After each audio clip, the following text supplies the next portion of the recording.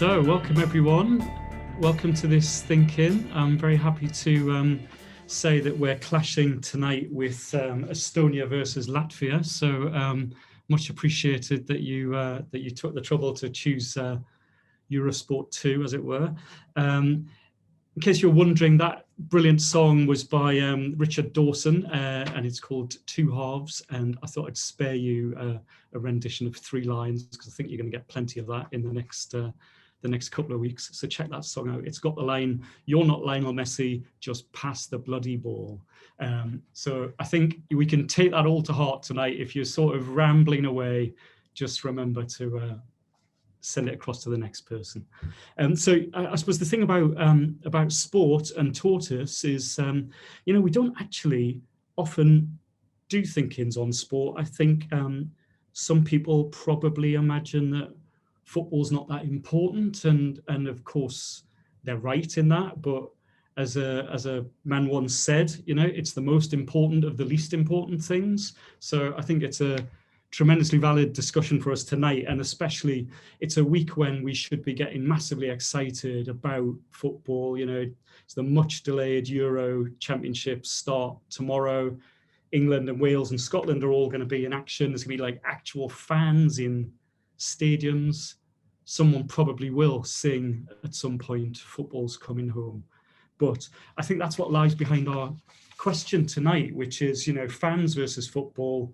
Who owns the game?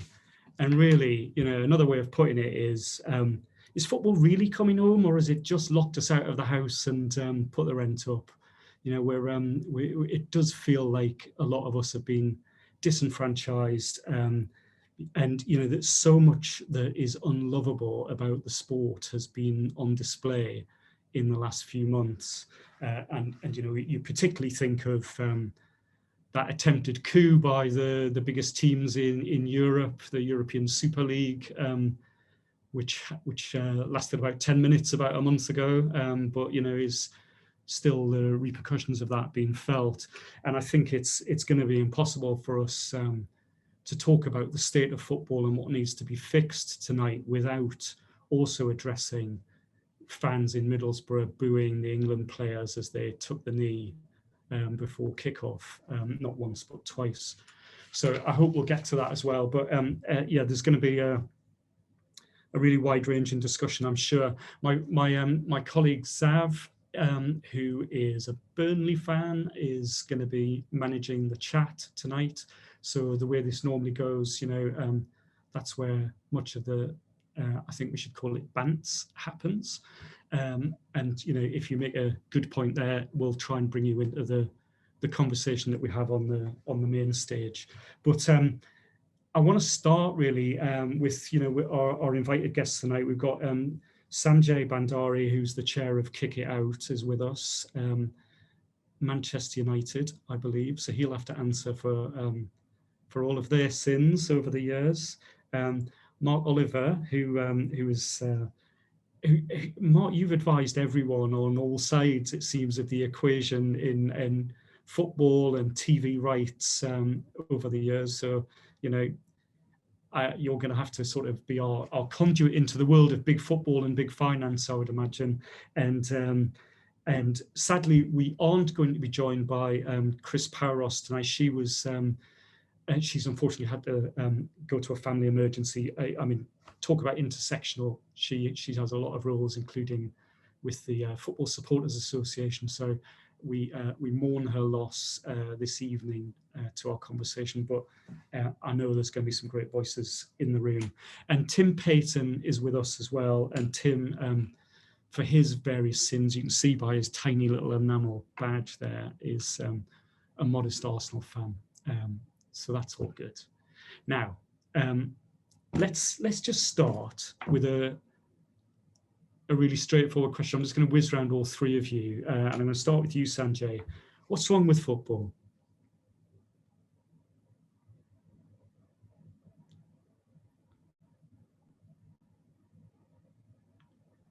How are we doing?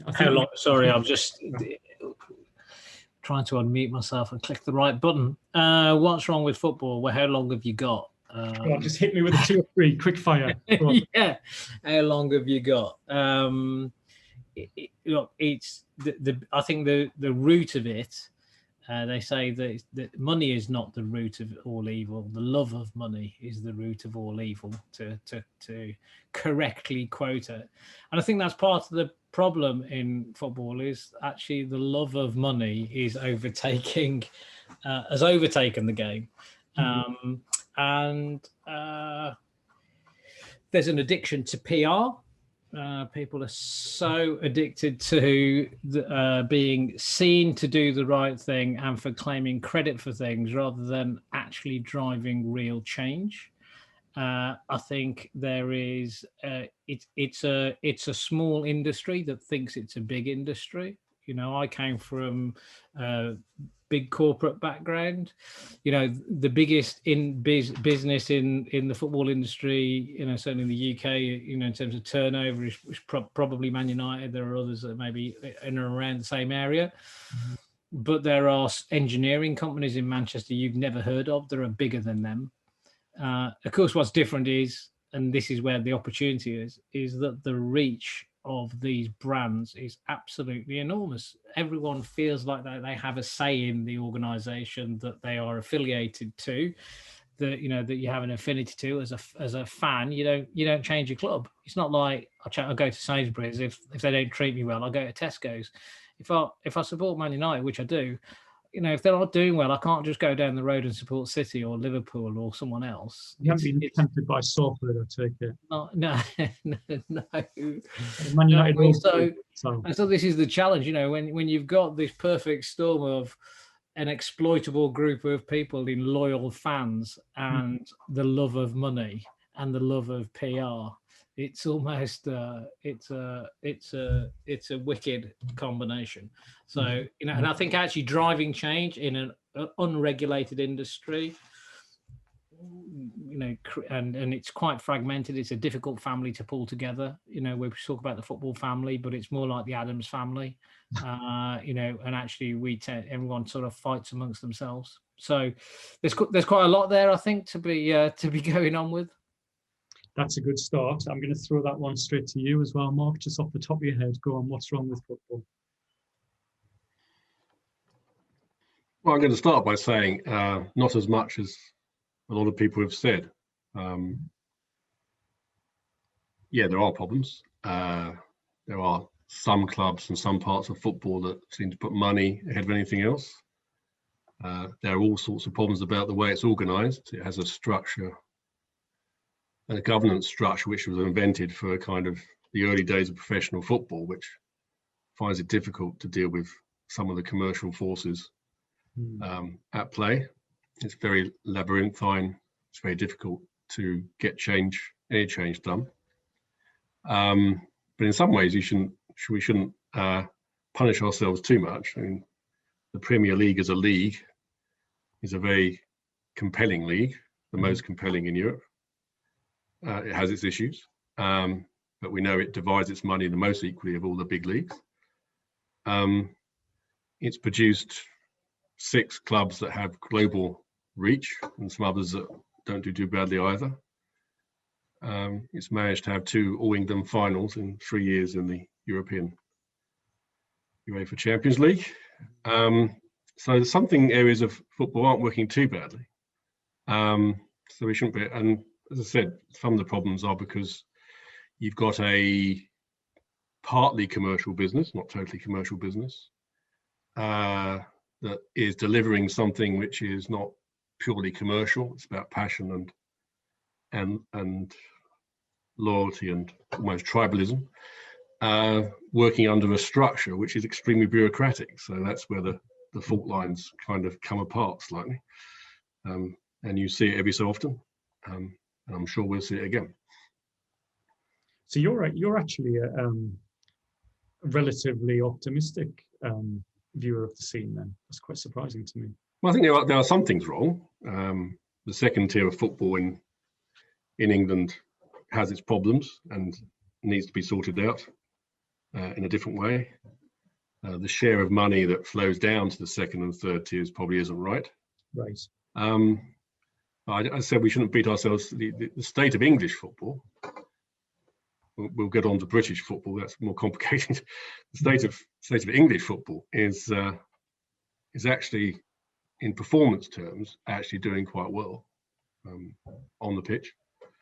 And financially, it's probably its healthiest it's been for years, in the sense of most of the clubs are doing okay.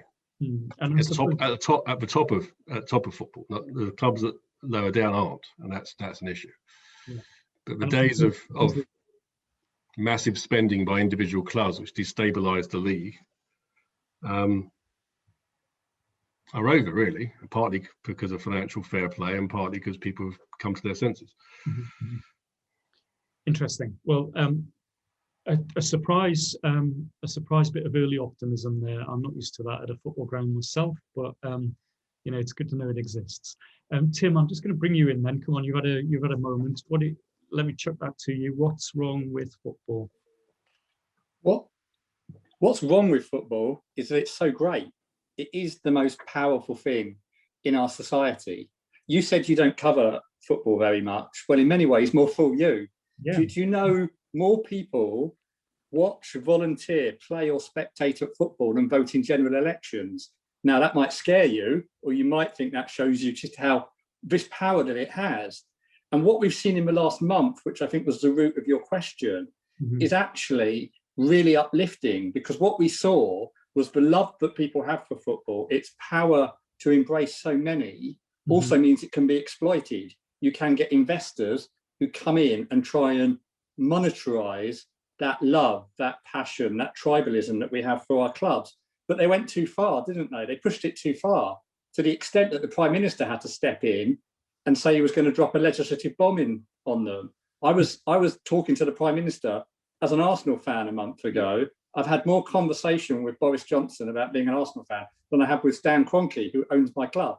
Now, that's ridiculous, but it's also led to some real encouraging debate. We now have already up and running a review by government led by a really good independently minded MP, Tracy Crouch, who is really getting to grips with the idea of what needs to change. But I'm always going to be positive, because we love the game. We love what it delivers to us. We all have a connection to players, to our clubs. Look how excited everyone will be for the Euros coming.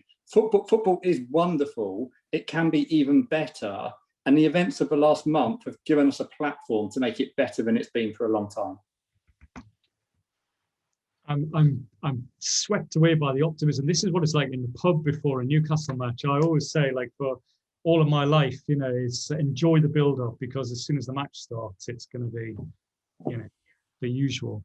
But here we are. God, I mean, I feel like England are going to win, and it's all going to go away. Kroenke might go back to.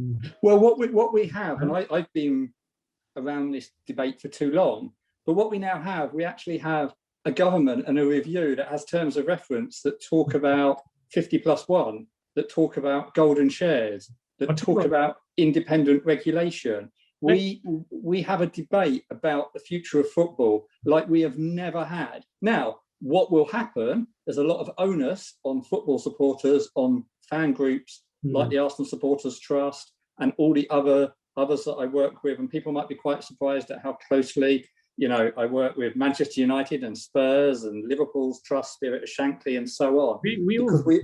We all know that we're in it together. We've got to get this change. But there is an opportunity like there has not been ever before as a result of the debacle of the Super League.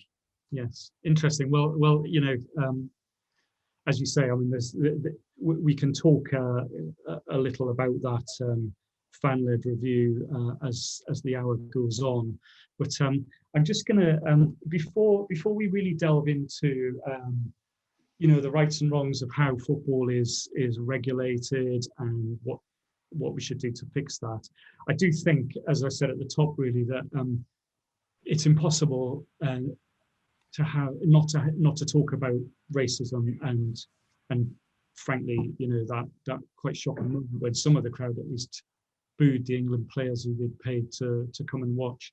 And Sanjay, I know obviously this is it's the essence of what you do at Kick It Out. It was really striking, wasn't it, this week, that Gareth Southgate, the England manager, wrote this extraordinary piece headlined "Dear England," and it was an open letter to England fans. And I don't know whether everyone had a chance to see that, but I wonder if you, Sanjay, would mind just kind of just giving us a feel for what it was, what it meant, and just reflect on the booing. I think in terms of Gareth Southgate's piece first, I mean, actually, what a great piece of writing from the heart. And as I understand it, he actually wrote all that himself. It wasn't sort of ghostwritten. These were his words. And actually, there were so many things that resonated with me, and actually on a personal level, right? You know, like where he ranks in his own house below the cats and the dogs and the, you know, like I've got a dog here because I'm on pet minding duty today whilst my wife's working upstairs. To, you know, being a kid and rushing home from school to watch Brian Robson score for England against France in Bilbao in the World Cup in 1982. I did exactly the same thing, rushing home from school, finishing at 3:30 for that 4 o'clock kickoff. And it kind of reminds you that actually the players start life as fans, and managers start life as fans, just like the rest of us. I thought what was amazing was, and Gareth Southgate is the leader that we need for our times, was how he'd almost sort of redefined what patriotism is. And I think that's what it felt like to me. This was a definition of patriotism for this century and for these times, and to be a patriot in a multicultural society. And I think it was pretty clear, and he's been pretty clear, and actually the players have been really clear about why they're doing it, why they're taking a knee, what the origin of it is, and their particular motivation in doing it. And look, there are clearly other forces at play here in terms of trying to undermine and delegitimize legitimate peaceful protest. And you know, there's some guff about portraying it as pursuing a Marxist agenda. I mean, it's just nonsense. It's just nonsense. You know, there are Islamophobes in the Tory party. Does that make everyone an Islamophobe in the Tory party? There are anti-Semites in the Labour Party. Does that make every member an anti-Semite? Black Lives Matter started as a hashtag and as a movement to try to tar everyone that has aligned with that aspiration with the views of a minority is disingenuous. It's part of deliberately trying to start a culture war. You know, I mean, you land on it there at the end. I think that you know, you can't expect it not to spill out into public spaces when the government is stoking culture wars about statues and portraits of the Queen and everything else. They've cheerfully seen that as something which can strengthen their position. You know, when you talk about a statue of Churchill, you know that your base are going to be very energized by that. But I thought it was interesting that he used that line, I've never believed that we should just stick to football. And I think that, I think you landed on it really well, you know, that it was evidence of leadership in the public space, wasn't it? What he said. And it's not nonsense, the football and politics thing, particularly ahead of the Euros. What is a Euro? It's a set of championships, it's a set of games between nations. But what are nations? Well, they're political entities. They're political juridical entities. That's what they are. So by definition, politics is in it. It's in it. You don't have it. You don't have international tournaments without it. So it's kind of nonsensical. So I suppose that you know, I think wherever you see evidence of someone showing leadership and moral courage in public life, it's to be celebrated. You know, we haven't even got to his touchline outfits yet during the tournament, but hopefully he'll rise to the occasion there as well. But I think it's that absence of leadership that in the game which I wanted to try and dig into with people tonight a little bit. I'm just going to see if I can draw upon one or two people in the room, if I might. I noticed, I think we're right in saying that we've got Carol Bell in the room tonight, who's on the board of the Welsh FA. And Carol, I can see your camera's on. Are you around? Yes, I am. Yeah. Excellent. Well, thanks for joining us. Cheers for joining us. Really appreciate it. And your first match. Let me just say, I've been to the dentist, and I look as though I've done the distance with Muhammad Ali, I'm afraid. Excellent. So excellent. Well, it's not what I normally look like. I thought like you might have been getting your your pre-match excitement in before Wales kick off on Saturday, isn't it? Saturday, yes, yeah. Goodness me, your match is it in Baku? Baku, and I would have been there, but obviously only two of our board members have travelled, and they've been in the bubble with the team. So and they'll stay there until we end the group stages. Yeah, I'm the first woman on the board of FA Wales, so I feel massively privileged to be in that position. Do you mind me asking a little bit about your backstory and how you got there? Well, I used to watch Swansea City when they were in the 4th division when I was a schoolgirl, and so that was my entree into football. And I got absolutely captivated by the 1970 World Cup. So that's sort of, dating me. I'm in my early 60s, and I got swept away with it there.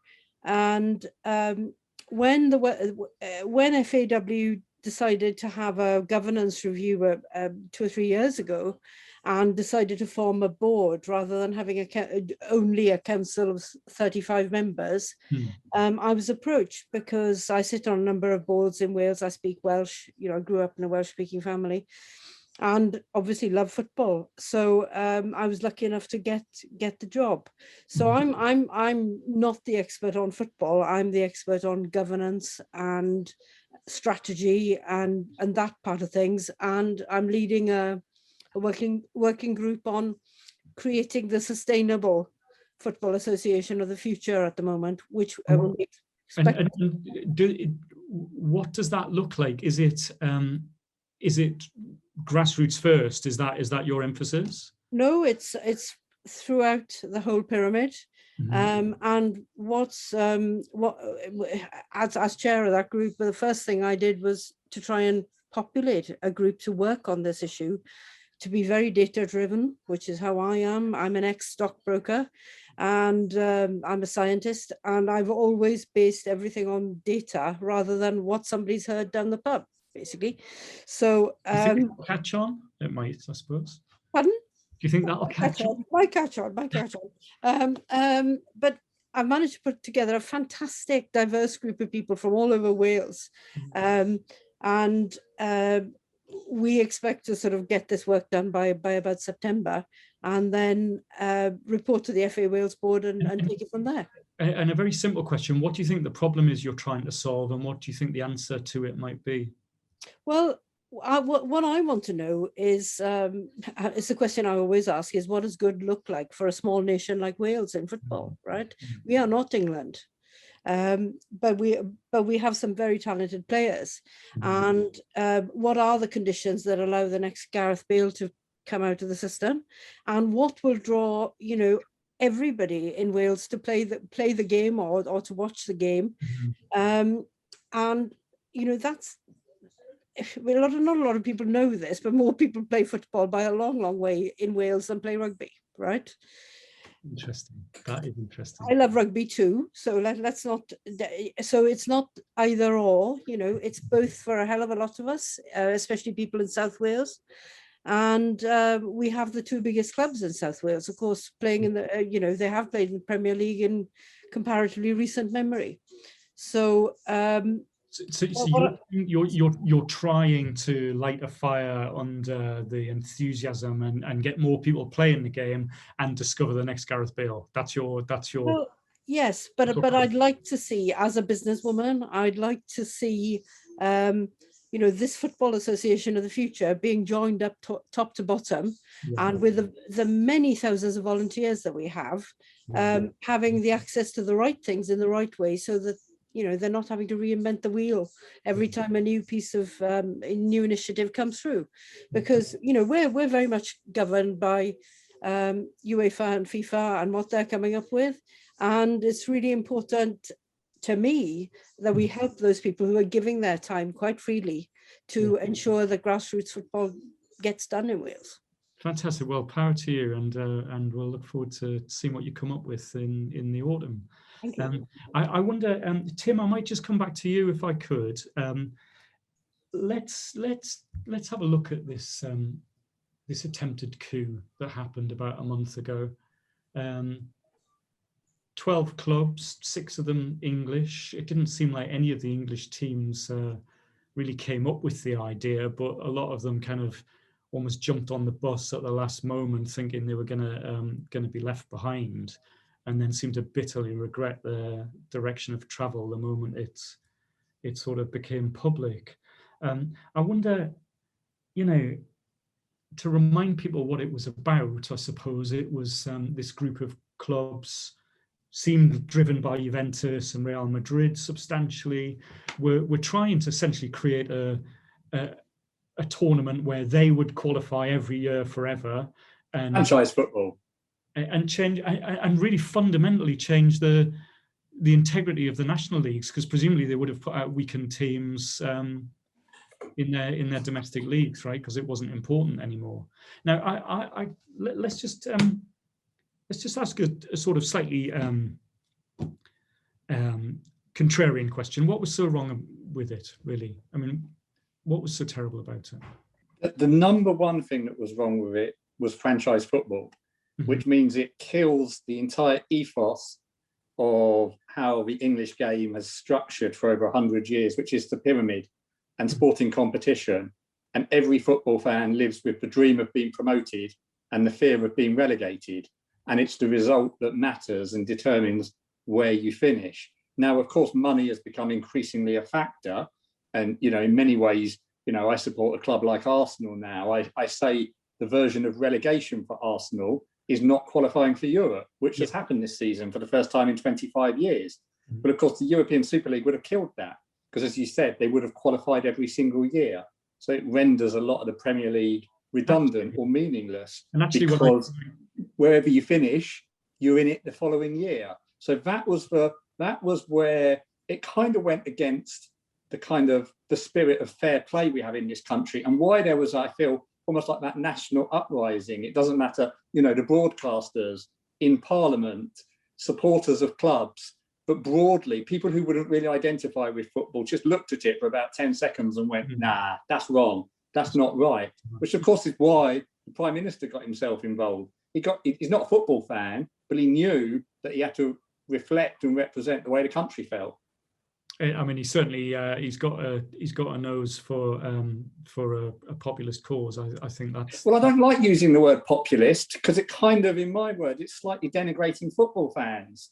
We're voters. We've got rights. We should be represented. So I don't think it is populist. I think it's actually finally being properly served and represented by the elected officials. As I said in my opening comments, there's a lot of us out there, and it matters. So let's be properly represented in Parliament.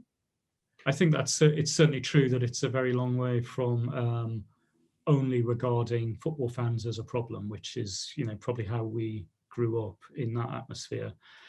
Mark, can I just throw that to you as well? Because I know that you've professionally, you're correct me if I'm wrong, a television rights specialist. You've worked on all sides of that equation in many markets, I think. And I wonder if there is any universe in which those big clubs were right.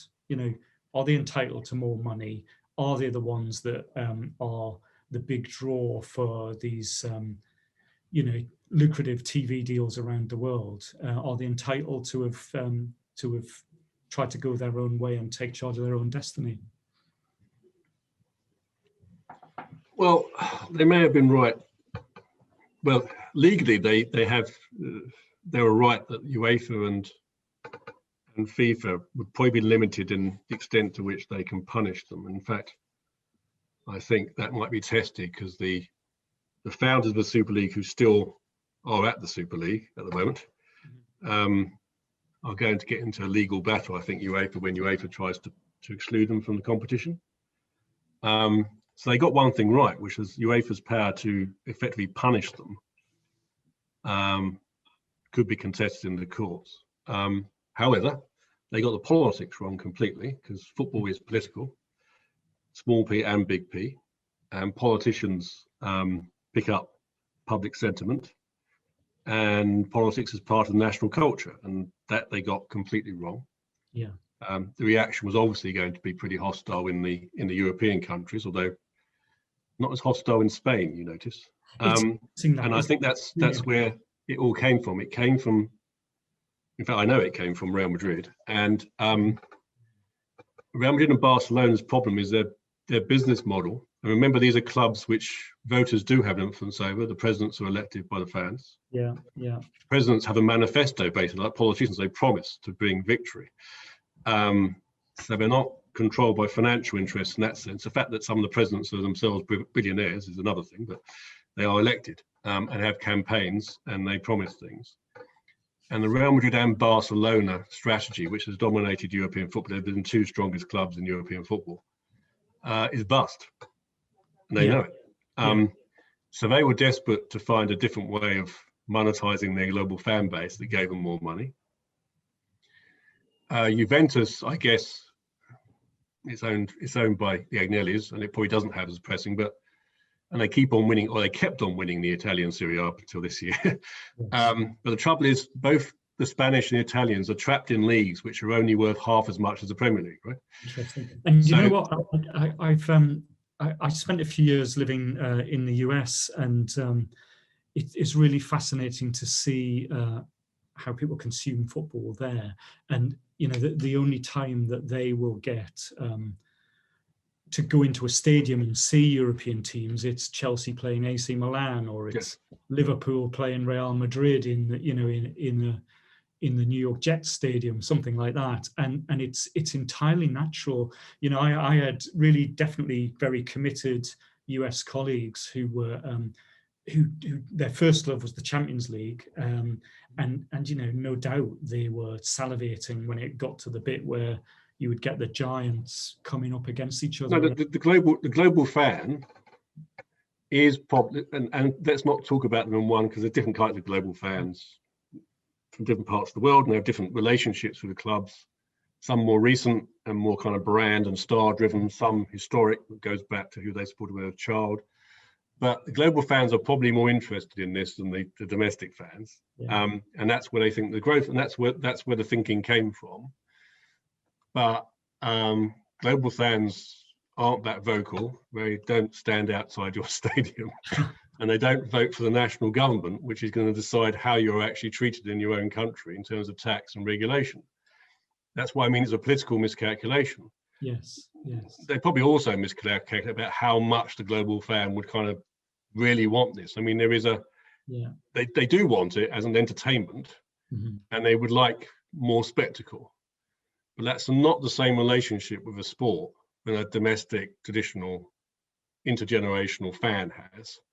So they're never going to demonstrate for the European Super League. That was never going to happen. They certainly didn't do enough to provide evidence that the global fan really wanted this, in terms of surveys and evidence of how much they really wanted it. And they can be underestimated how much the domestic fan really didn't want it, and that was their problem. And that's because they are always looking at the global fan base. They do take the domestic fan for granted. That's right. And yeah, absolutely. I tell you what, this might actually be a good moment to do two things. I'm gonna ask Zav just to share a couple of slides with us.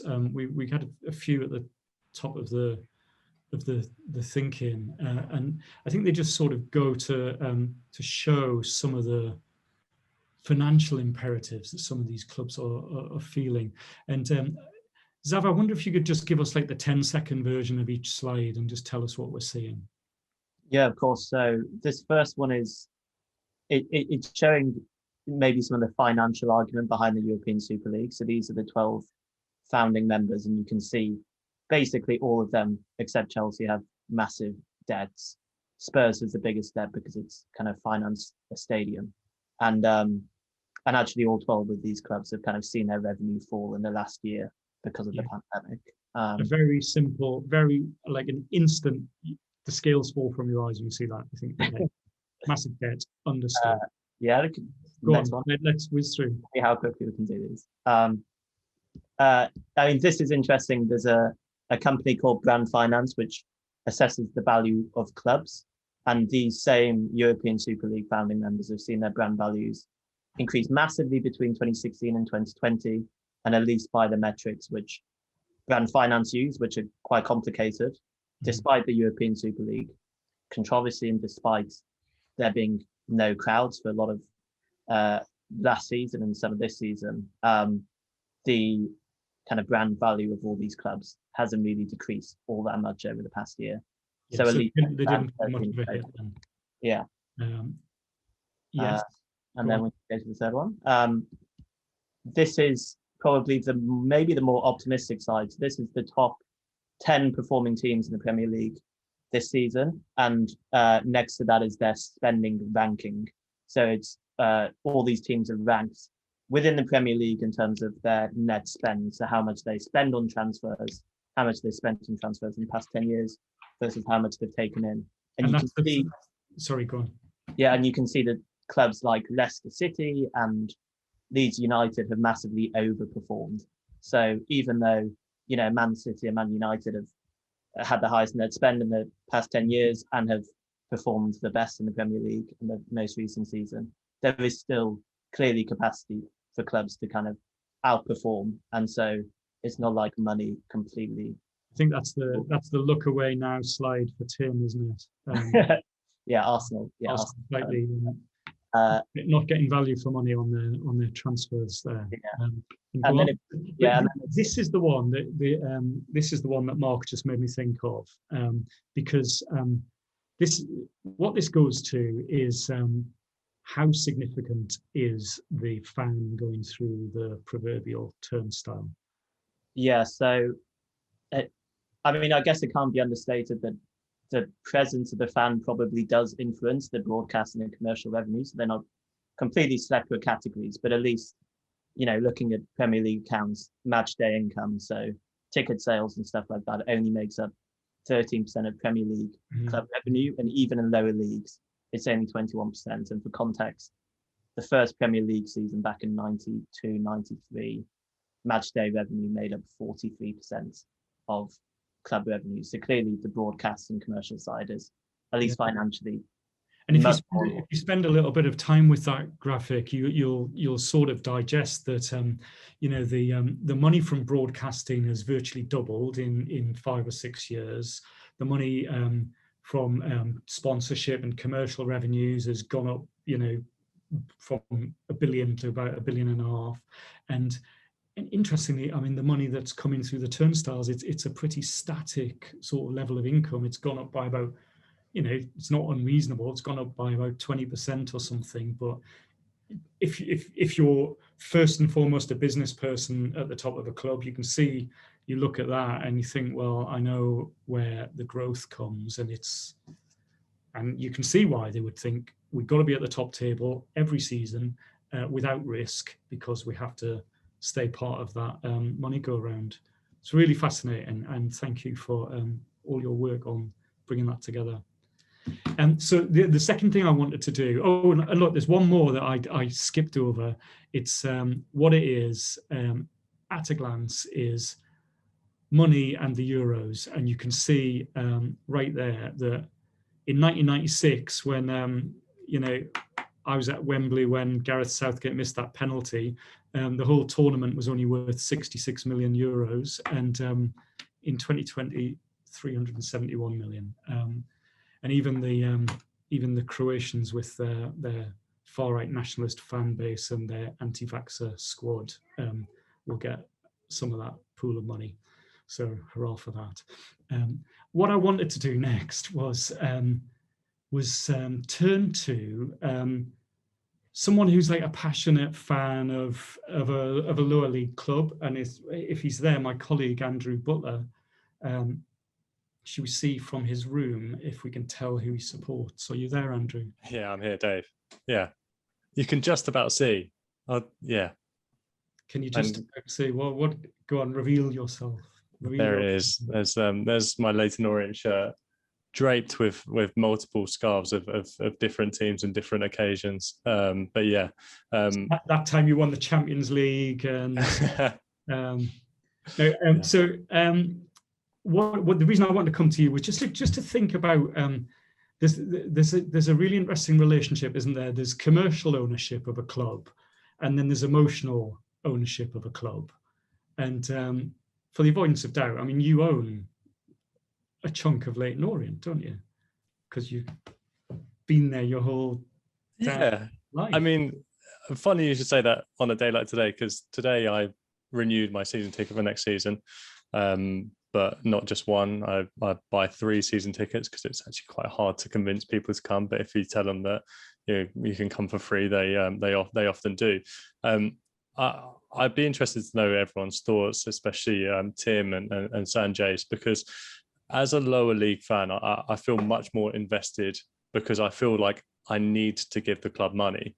Whereas for fans of Premier League clubs, I don't know if that relationship is the same.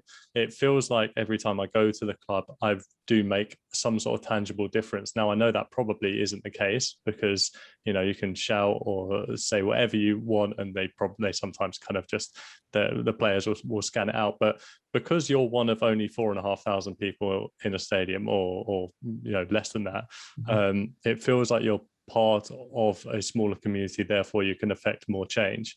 Whereas I do sometimes have the privilege of going to Arsenal a couple of times a season, and it's not to say that I have to also hedge all of this by saying that I have nothing against the Premier League and I have nothing against big clubs. I compare it like going to Leyton Orient is like Amdram, whereas going to the Emirates is like going to the West End. And I love it, and I find it very exciting, and the quality is obviously much higher.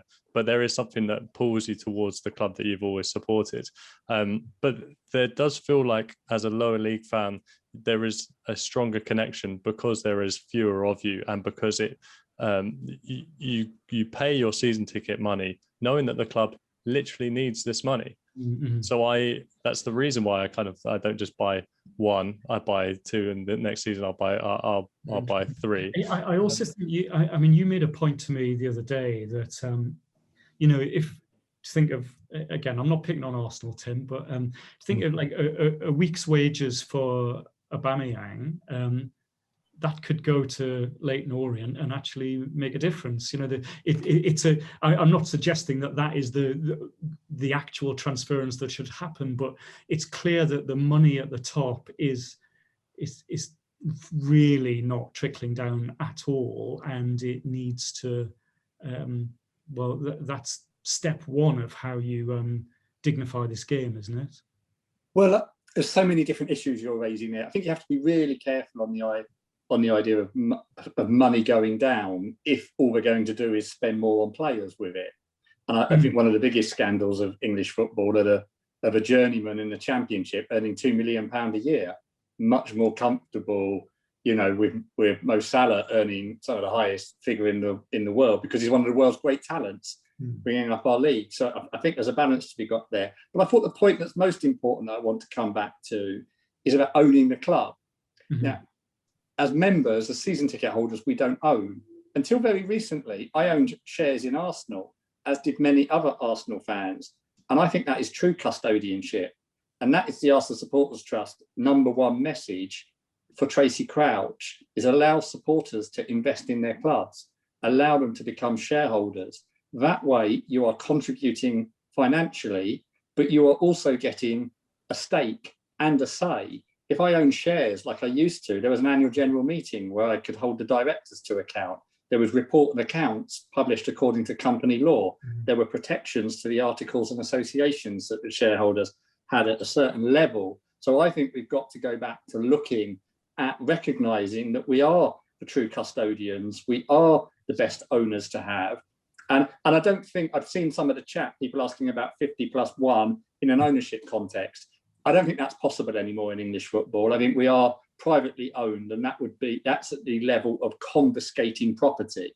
If the owner wants to sell, fine, but our request to government, and I know many of the other trusts at all different levels are saying the same, is allow us to buy a portion, allow us to buy up to 10%, allow us to be involved. And then you link that with things like give that 10% shareholding, the golden share rights, have independent non-executive directors so that you create a proper governance structure between the board, the shareholder supporters and the general supporters through recognising our role as stakeholders. So there's an awful lot in common, but I think I'm exactly the same as a Leyton Orient fan, just luckier in maybe in that the club is bigger, but you still play 38 games a year, you still go up and down in your relative leagues, you still win and lose, you still have your friendship and bonds created. But that's why. Why did I come out and condemn Arsenal, and why did the supporter groups of the other 6 all work with me? Because we recognised our responsibility to the pyramid. We recognise, how could I, as I said to Arsenal that week, how could I look a Leicester City fan in the eye and say, we're going to play in Europe next year, not you, even though we finished lower than you in the league?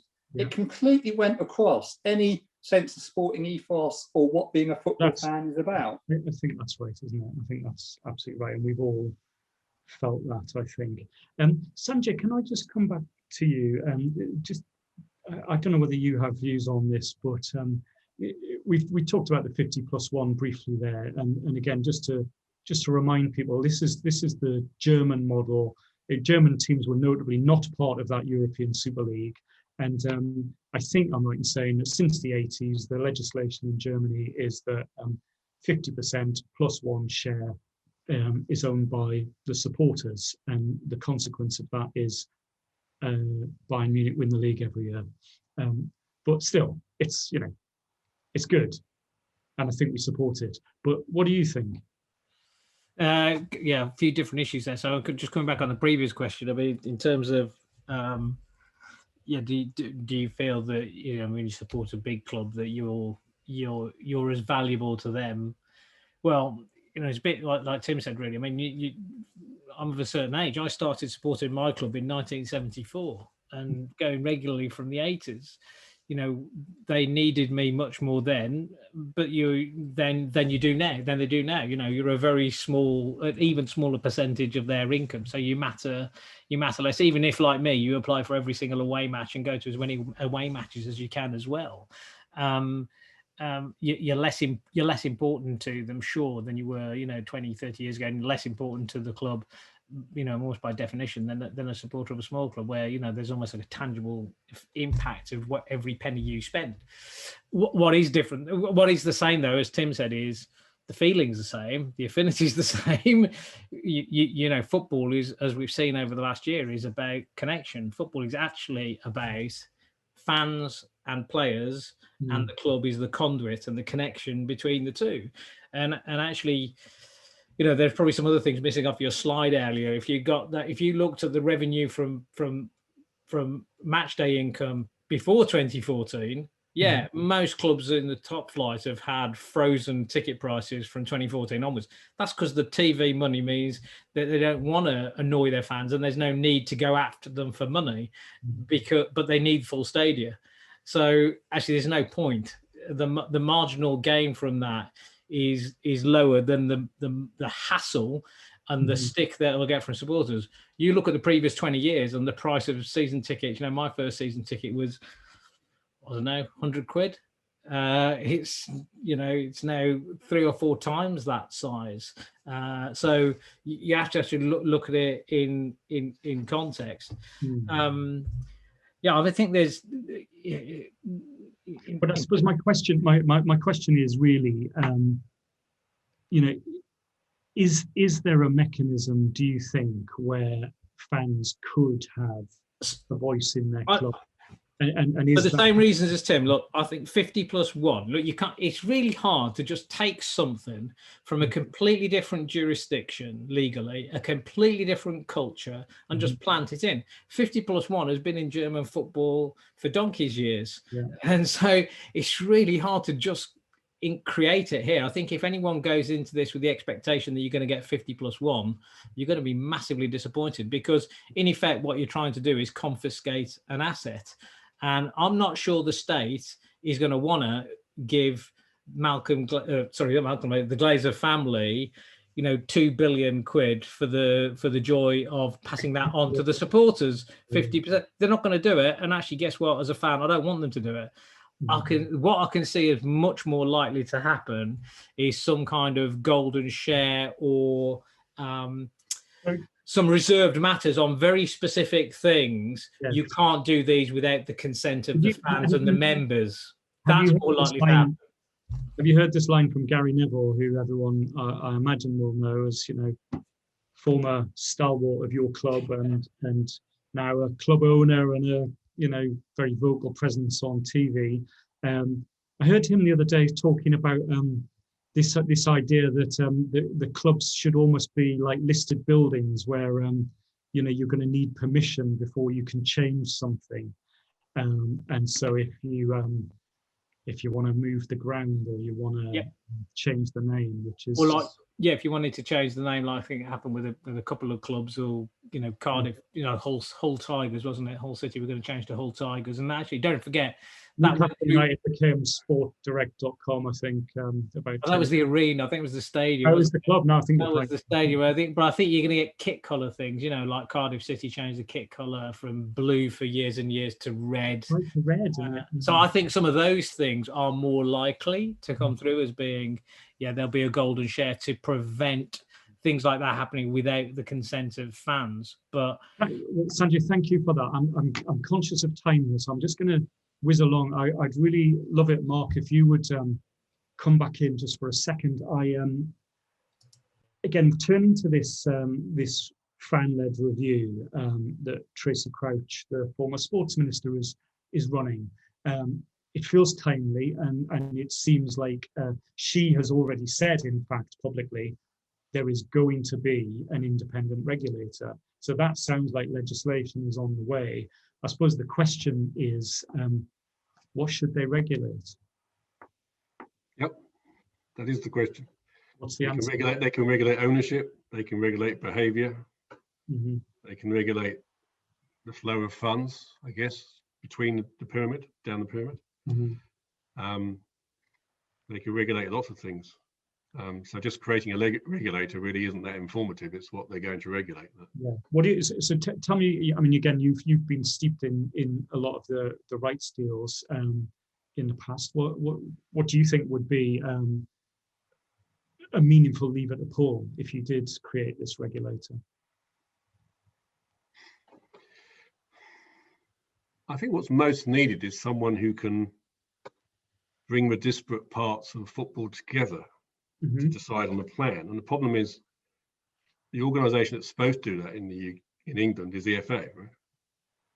But it can't. It doesn't have the levers to do that. Mm-hmm. It can't really discipline clubs properly if they don't comply with rules, financial rules. So it really needs someone who actually oversees the different bits of football to make them work together. That's what someone to bash heads together is probably what's needed, rather than someone to micro-regulate. In terms of ownership, it's been discussed already. There could be things about golden shares. I think it's also possible to divide up the club between the sporting club, which has control of all sporting issues, including where they play and which league they play in, mm-hmm. And a commercial board where you could get outside investment. In fact, the German clubs have set up commercial subsidiaries to get outside money in, separate from the club ownership. And that's very similar to the thing that CVC is doing in rugby with the Rugby Premier League. They own a share of the commercial business, but not a share of the sporting business. Oh, I see. So they can't do anything about the structure of a league. Mm-hmm. They just own a share of the of the bit of the business which tries to make money out of TV rights and sponsorship. Right. But the regulator could take a view of the structure and ownership. I think more so bash heads together to make sure the pyramid works better.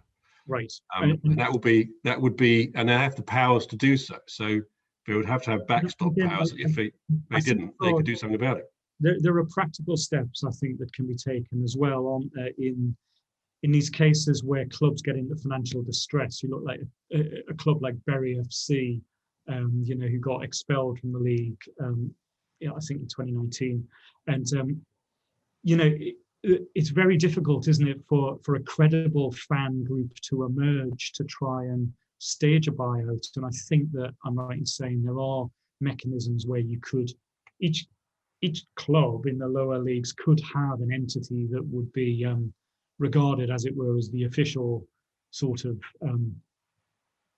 fan group. And again, from what I understand, in the case of a club like that going into administration, there are mechanisms where there could be a fighting fund that could give them legal costs so that they had a credible bid to put forward, rather than it just being, And I think the Football League might need some kind of insurance fund. Yeah. Can I just? We are desperately running out of time here, so I'm just going to quickly come back, if I could, to Sanjay in a moment, and Tim first. Just tell me what makes you feel most optimistic about the future of football in this moment.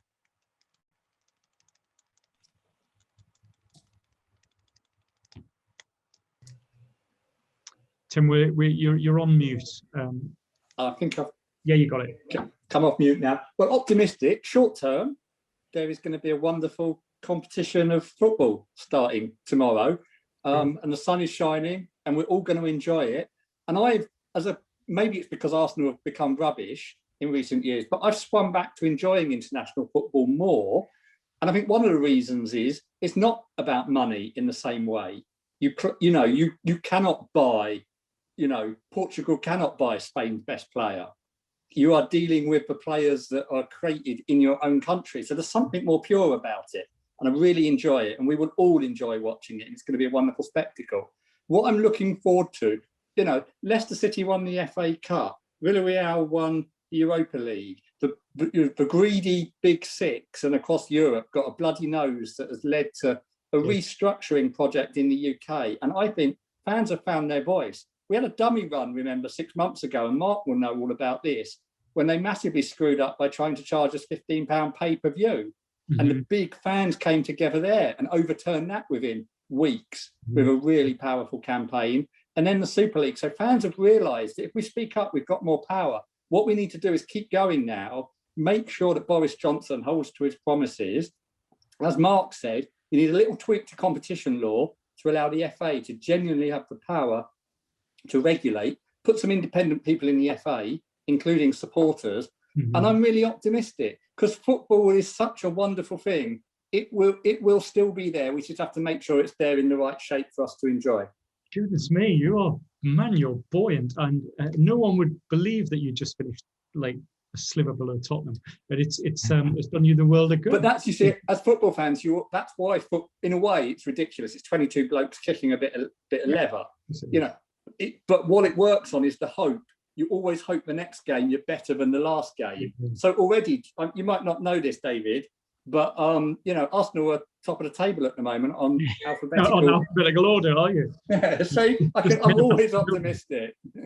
Fantastic. Well, I've always, me and my friends always play the game of how long does your pre-season optimism last? And usually it's about 12 seconds into the first game when you let a goal in or something. But I love that very much. Sanjay, go on. Let's just throw it to you for loads of things to be optimistic about. Yeah, like every football fan, everyone's optimistic in the summer because there's no games going on. So it's been a long time since we lost a game.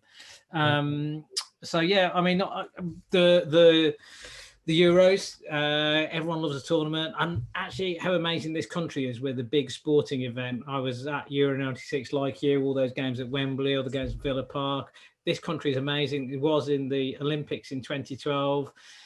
Actually, it's great the way people come together in this country in those big moments like that. And there's another opportunity to do that with the Euros. And then actually the fans, look, in comparative terms, we deal with tackling discrimination, promoting inclusion, challenging the ESL in comparative terms for the fans is relatively easy, because you're changing the minds of 6 people, not changing the hearts and minds of culture that's been inculcated over 400 years. But I would love to see that same energy and drive being sustained, because it requires sustained energy to change the move the dial around inclusion in football. But I think what we have seen over the last year is football's really about the connection between player and fan, and football's nothing without the fans. Nothing. The games have been awful watching in lockdown. It's been a great distraction, but it's nothing like, I've been to 4 or 5 games since. It's nothing like being in a game. I was at the playoff final for Brentford, their semi-finals, at the cup final. Was at a United game as well. I almost want to touch the hem of someone's garment. Who's I'm going on Sunday as well. It's going to a game again, but actually it's the fans are actually, they're the cause for hope, because we've already started to mobilise and create change, as Tim said, and it's galvanising and using that energy for the other things that we need. Again, and I would return to the leadership of Gareth Southgate in that moment as well, because clearly some of the behaviour of some of the fans has not been very edifying, I think, and it's been good to see him forcefully saying, look, I'm part of your tradition and these guys are part of your tradition, and you should support them when they support each other. And that doesn't seem to be hard to me, and very welcome from him. So I almost feel like he's had a good tournament before it's we've even kicked a ball. Listen, I think we're going to have to. We're like into 4 minutes of what I can't remember whether they used to call it injury time. 5 minutes now. Is there much more of this? I'm just going to finish with just a thought. Tragic Geordie that I am. I think. We've heard a lot about. I said we didn't do much about sport at Tortoise, but we do a lot about belonging, and really that's what I think this is about. That's what football and clubs are about. I think for me, even though I've got a crappy team to support, being in the away end with loads of beery Geordies is kind of my self-care routine, I suppose, really. And I often come back to the words of Bobby Robson, who's the much-loved former Newcastle manager, and he wrote this beautiful passage about his boyhood love for Newcastle, trying to make sense of the hold it had over him. And if you just indulge me, I'll just read it to you and see what you think. He said, what is a club in any case? It's not the buildings or the directors or the people who are paid to represent it. It's not the television contracts, get-out clauses, marketing departments or executive boxes. It's the noise, the passion, the feeling of belonging, the pride in your city. It's a small boy clambering up stadium steps for the very first time, gripping his father's hand, gulping at that hallowed stretch of turf beneath him, and without being able to do a thing about it, falling in love. And I just think, oh man, that gets me every time. I think, granted, he's only talking about his boyhood there. I think it's not as inclusive as it might be, Bobby, but that's the message there. I think we all have an irrational and emotional, deep connection to our clubs, and long may that continue. And I hope that if England don't win it, let's hope Wales or Scotland win it, and let's hope Croatia don't, because they're anti-vaxxers and horrible right-wingers. Okay, all right, guys, it was really good. I hope you enjoy the tournament. I hope you see the end of Estonia v Latvia on wherever that's on tonight, and tune in for the curtain raiser tomorrow. Thanks again.